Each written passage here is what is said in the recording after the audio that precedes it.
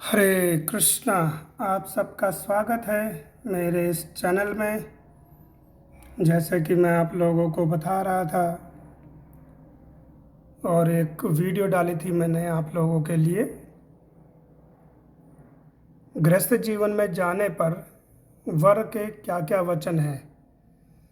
तो जिस तरह से मैंने पहला वचन बताया था आप लोगों को वर के द्वारा, इसमें हमारे सनातन परंपरा में 9 वर वचन देता है और 9 ही वचन वधु देती है। तो दूसरा जो वचन है वो है स्वीकरोमि सुखेन तत्त्वां गृहलक्ष्मी महंततम मंत्रयत्वत विध्यास्यामि सुकायार्णि त्वया सह।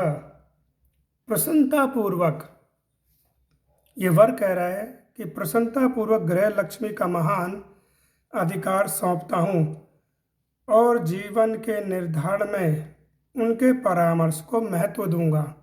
यानी कि जो ब्राह्मण होते हैं उनके सामने, अग्नि के सामने, भगवान के सामने वर ये वचन देता है कि मैं प्रसन्नतापूर्वक गृह लक्ष्मी का महान अधिकार सौंपता हूँ। महान इसमें शब्द क्यों बोला गया? क्योंकि गृहस्थ जीवन कोई सरल जीवन नहीं है। वानप्रस्थ, संन्यास, ब्रह्मचार्य या ब्रह्मचारी का जीवन, इन तीनों का जीवन क्या होता है कि चिंता रहित होता है।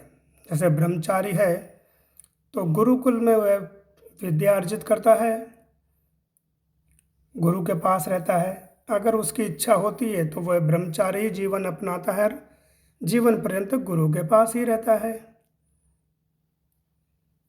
और फिर आता है गृहस्थ जीवन, उसके बाद वानप्रस्थ और संन्यास।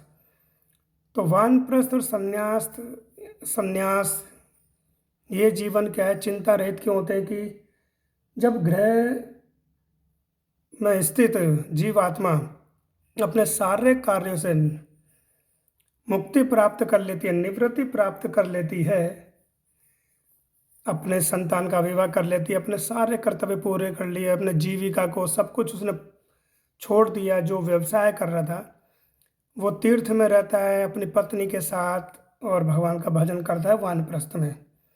उसके बाद क्या है, संन्यास, समन्यास, यानी सब कुछ संबंध उसने तोड़ दिए।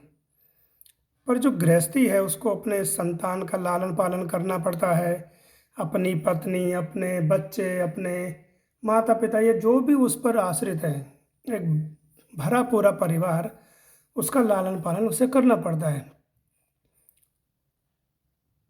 पति बाहर व्यवसाय करता है या अपनी नौकरी करता है और घर का जो सारे कार्य वो संभालती है, करती है। स्त्री को बोला गया है कि महान अधिकार सौंप रहा, पूरे घर को कैसे सुव्यवस्थित ढंग से रखना है, कैसे चलाना है, क्या पति की रुचि है, बच्चों की, संतानों की क्या रुचि है, उस तरह का भोजन बनाना, ये स्त्री का कार्य है।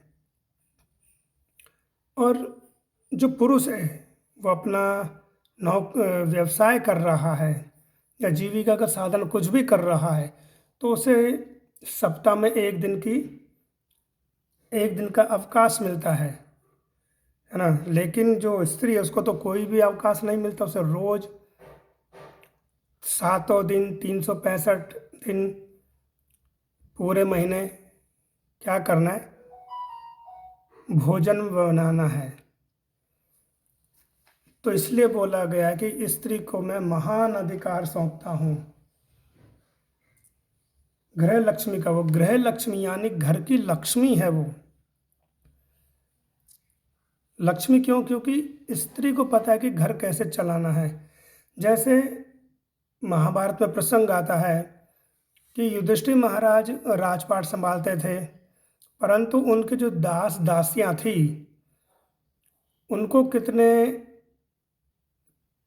धन देना है महीने का, ये केवल द्रौपदी ही जानती थी। युधिष्ठिर महाराज पांचों पांडवों को नहीं पता होता था, वो केवल धन ला करके देते थे द्रौपदी को और द्रौपदी चलाया करती थी। तो ये है कि स्त्री को इसलिए गृह लक्ष्मी बोला गया, यानी कि सुव्यवस्थित ढंग से वह धन खर्च करती है और जीवन के निर्धारण में उनके परामर्शों को महत्व दूंगा। यानी कि व्यक्ति या पुरुष या पति जो भी निर्णय ले रहा है बड़े से बड़े, जैसे कि मान लीजिए कोई अपना गृह खरीदता है, कोई वाहन खरीदता है या कोई बड़ा निर्णय ले रहा है, तो वो क्या करता है कि ये बताया गया है कि मैं स्त्री को अवश्य इस विषय में बताऊंगा। तो यह दूसरा वचन है वर के द्वारा, और तीसरे वचन की हम चर्चा करेंगे आगे। आज के लिए इतना ही। हरे कृष्णा। जगत गुरु श्रील प्रभुपाद की जय। गुरुदेव महाराज की जय। श्रीला गुरुदेव महाराज की जय। हरे कृष्णा।